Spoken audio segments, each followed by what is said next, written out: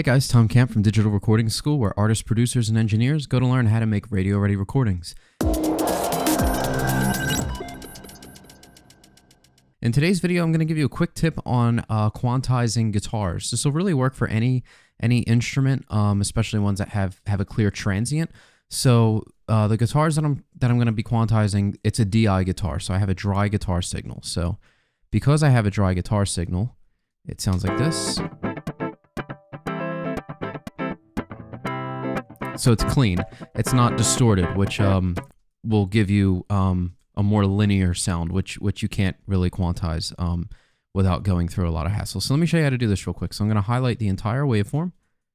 I'm going to go to Event, and I'm going to go to Beat Detective. Now there's a couple of different ways that you can quantize an instrument. Typically, some people use warp markers. But I don't really like that approach because it gives me a lot of artifacts. So what I'm going to do is I'm going to go to clip separation. I want to separate it based on the 16th note. And then I hit capture selections. That copies the whole thing. And then I can use my sensitivity slider to grab as much of the transients that I want or that I don't want. So I'm going to highlight, I'm going to click analyze. So it's analyzing all of that. Like I see that I don't have that one there.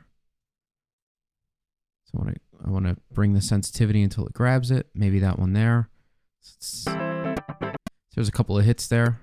So I know, oops, zoom back out, get back to that section. So there's a couple of hits there. You can do this, you set your resolution on bars, which would be each bar, beats, which would be each, kind of quarter beat. Or subbeats. So we want to do subbeats because the 16th note falls within the subbeat. So we do that, or about there. I'm going to hit separate. And now what that did is it separated each region. So now I'm going to highlight all of that. I'm going to hit Option 0 or Alt 0 for Windows users. And instead of Elastic Audio Events, which is what it should most likely be defaulted on, I go to Audio Clips, 16th note, and I hit Apply. And now you'll see that it moved each of my waveforms to fall on the 16th note of the grid. So right now my grid is on 1 bar. I hit 16th note. Now I see that this falls there. Now if you hit play,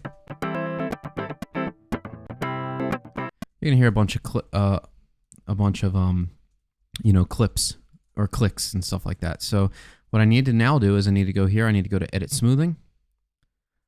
Fill and crossfade. So this is going to fill the gaps in between the audio and crossfade them at the same time. So I hit smooth, and this is what we're left with.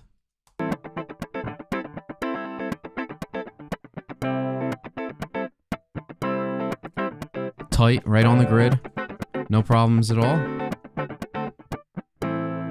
And now I can put an amp sim on this guitar, and it's going to be perfectly in time with the drums and bass. So let's throw that in real quick.